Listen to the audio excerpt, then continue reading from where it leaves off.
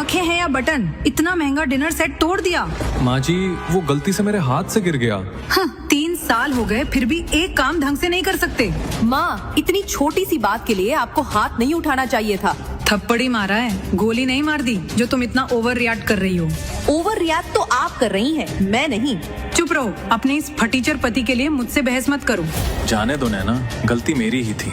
अथर्व को पिछले 3 सालों में इन सब चीजों की आदत हो गई थी। चाहे गलती किसी की भी हो, दोषी वही होता था। नैना के दादाजी की जिद पर हुई इस शादी को कोई नहीं मानता था, नैना भी नहीं। लेकिन उसने कभी अथर्व की बेइज्जती नहीं की और पिछले कुछ दिनों से उसके दिल में अथर्व के लिए एक सॉफ्ट कॉर्नर भी बनने लगा था। लेकिन उसी रात जब पूरा घर सो रहा था, अचानक अथर्व का फोन बजा और वो चुपचाप बालकनी में चला गया।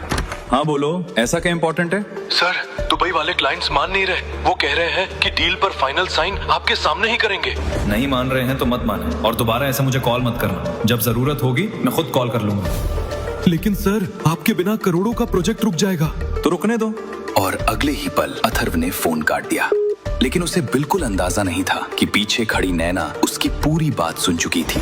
दुबई वाले क्लाइंट्स, करोड़ों का प्रोजेक्ट। अथर्व, तुम किससे बातें कर रहे थे? ओ वो कोई रॉन्ग नंबर था। मैंने भी सोचा थोड़ा मजे ले लेता हूँ। सच? और नहीं तो क्या, करोड़ों के प्रोजेक्ट वाले लोग मुझे क्यों फोन करेंगे? नैना ने आगे कुछ नहीं कहा, लेकिन पहली बार उसे लगा कि अथर्व उससे कोई बहुत बड़ा राज छुपा रहा है। और अगली सुबह मॉर्निंग वॉक से लौटे विजय अग्रवाल बोले, मनीषा, पता है शशिकांत के होने वाले दामाद ने उसे नई मर्सिडीज गिफ्ट की है और एक हमारा भिखारी दामाद है। क्या करें, सब आपके पिताजी की देन है जो इस कंगले को दामाद बनाना पड़ा। बस करिए आप लोग, हर बात पर अथर्व की बेइज्जती करना जरूरी नहीं है। वाह, आजकल तुम्हें इसकी बड़ी चिंता रहने लगी है। बस करो तुम लोग, छोड़ो ये सब। और सुनो नैना, कल तान्या की एंगेजमेंट है, इसे ढंग के कपड़े दिला देना ताकि हमारी थोड़ी इज्जत बच जाए। ठीक है पापा, वैसे भी मुझे शॉपिंग पर जाना है। अथर्व, तुम भी चलो मेरे साथ। और कुछ ही देर बाद नैना और अथर्व शॉपिंग के लिए निकल पड़े। लेकिन नैना के दिमाग में अब भी कल रात के फोन कॉल वाली बात घूम रही थी। मुझे तो नहीं लगता वो रॉन्ग नंबर था। जरूर अथर्व मुझसे कुछ छुपा रहा है। और 1 घंटे बाद दोनों शहर के सबसे बड़े सिंघानिया मॉल के डिजाइनर स्टोर में पहुंचे। शोरूम में सेल्स गर्ल कई ड्रेसेस दिखा चुकी थी। हर बार नैना कोई ड्रेस ट्राई करती और चुपचाप अथर्व के चेहरे को देखती। अथर्व के चेहरे के भाव ही सब बता देते थे। तभी नैना ने एक ब्लैक ड्रेस ट्राई की। उसे देखते ही अथर्व का चेहरा खिल उठा। नैना हल्के से मुस्कुराई और वही ड्रेस फाइनल कर दी। क्या प्राइस है इसका? मैम, जीएसटी के साथ सिर्फ 35 लाख। नहीं, मैं इतनी महंगी ड्रेस अफोर्ड नहीं कर सकती। 35 लाख की ड्रेस खरीदने की औकात नहीं है तो आते क्यों हो? नैना की नजर अथर्व पर गई, जो मोबाइल पर किसी को मैसेज कर रहा था। कुछ ही देर में वहाँ राजवीर सिंह आ गए, जो इस मॉल के हेड थे। मैम, आज स्पेशल ऑफर थी। जो भी इस ड्रेस को पहले ट्राई करेगा, ये ड्रेस उसे गिफ्ट में मिलेगी। ये सुनते ही वहाँ मौजूद हर शख्स हैरान रह गया।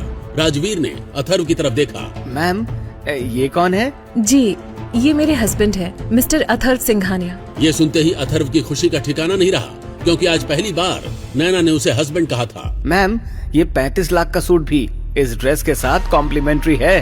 वापसी के पूरे रास्ते उसके चेहरे पर मुस्कान थी। इतना खुश नैना ने उसे पहले कभी नहीं देखा था। घर पहुंचती अथर्व फिर अपने काम में लग गया, लेकिन नैना के मन में एक हल्का सा शक उठ चुका था। शनाया, कहीं ये ड्रेस अथर्व ने तो नहीं दिलवाई? जिसके अपने कपड़े फटे हो वो तुम्हें 35 लाख की ड्रेस दिलवाएगा? नैना का थका चेहरा देखकर अथर्व चुपचाप उसके लिए कोल्ड कॉफी बना लाया। एक सिप लेते ही नैना के चेहरे पर सुकून उतर आया। अथर्व उसकी मुस्कुराहट देख खुश हो जाता है। लेकिन क्या सच में अथर्व ने यह ड्रेस नैना को गिफ्ट के तौर पर दिलवाई थी? अगले दिन नैना की कजिन तान्या की रिंग सेरेमनी थी, लेकिन अथर्व बेचैन था क्योंकि नैना अभी तक नहीं पहुंची थी। तभी उसने नैना को हड़बड़ी में आते देखा। उसकी कलाई पर खरोच का निशान था और आंखों में आंसू थे। मुझे मेरी वाइफ की आज की पूरी डिटेल चाहिए। कुछ ही देर में नैना वही ब्लैक ड्रेस पहनकर नीचे आई, लेकिन उसकी आंखों का दर्द अथर्व से छुपा नहीं। मैं बाहर इंतजार कर रही हूँ। अथर्व भी ब्लैक सूट पहनकर आया। दोनों जैसे ही पार्टी में दाखिल हुए, हर नजर बस उन्हीं पर टिक गई। आज अथर्व के सामने नैना भी फीकी लग रही थी। तभी 2 लड़के नैना को घूरने लगे। उन्हें देखते ही नैना का हाथ डर से हल्का सा कांप उठा। अथर्व ने बिना कुछ कहे उसका हाथ थाम लिया। नैना चौंक कर उसकी तरफ देखने लगी। आज अथर्व की आंखों में वो मासूमियत नहीं थी। नैना को उसके साथ सुरक्षित महसूस हुआ। तभी फोन बज उठा। सर, अमन सिन्हा ने बिजनेस मीटिंग के बहाने नैना मैडम को होटल बुलाया था और वहाँ उसने जबरदस्ती करने की कोशिश की, लेकिन मैडम किसी तरह बचकर निकल आई। ये सुनते ही अथर्व के अंदर गुस्से की आग भड़क उठी। तभी उसके फोन पर कुछ फोटो आए। अथर्व ने एक नजर में पहचान लिया, वो वही लड़का था जो अभी नैना को घूर रहा था। नैना अब भी डरी हुई थी। अब हमें चलना चाहिए। तभी सिन्हा के बेटे अमन ने आगे बढ़कर उनका रास्ता रोक लिया। आए जाने मन, क्या रेट है तेरा? हाँ? नैना की आंखों से आंसू बह निकले। उसे पता था उसका फटीचर पति कुछ नहीं कर सकता, लेकिन अगले ही पल अथर्व का मुक्का सीधे उस लड़के के सीने पर पड़ा। नैना हैरानी से देखती ही रह गई। अगले ही कुछ सेकंड में अथर्व ने बाकी सबकी हड्डियां तोड़ दी। चारों तरफ सिर्फ कराहने की आवाजें गूंज रही थी। ये हाल देखकर अमन खुद डर से कांप उठा और अब अथर्व उसकी तरफ बढ़ रहा था। अथर्व, क्या हो गया है तुम्हें? 3 साल में मैंने तुम्हें कभी इतने गुस्से में नहीं देखा। 3 साल में मैंने तुम्हारी आंखों में आंसू भी नहीं देखे। जो तुम्हें रुलाएगा उसकी तो मैं। अथर्व ने गुस्से में एक जोरदार पंच अमन के मुंह पर जड़ा। उसके 4 दांत हवा में उड़ गए। नैना का परिवार जो 3 सालों से अथर्व को बेइज्जत करता आया था, आज अथर्व का ये रूप देखकर डर गया। नैना, रोको उसे। वो मिस्टर सिन्हा का बेटा है, उसे कुछ हुआ तो पूरा शहर जल जाएगा। वो नहीं रुकेगा माँ, वो मुझसे दीवानगी की हद तक प्यार करता है। अथर्व की नजर नैना की कलाई पर पड़ी, जहां अभी भी जख्म के निशान थे। अथर्व ने अमन का हाथ कसकर पकड़ लिया। इसी हाथ से छुआ था ना उसे। अथर्व ने अमन का हाथ पूरी ताकत से मरोड़ दिया। अमन की चीख गूंज उठी। उसी वक्त अमन का बाप सिन्हा वहां आ गया।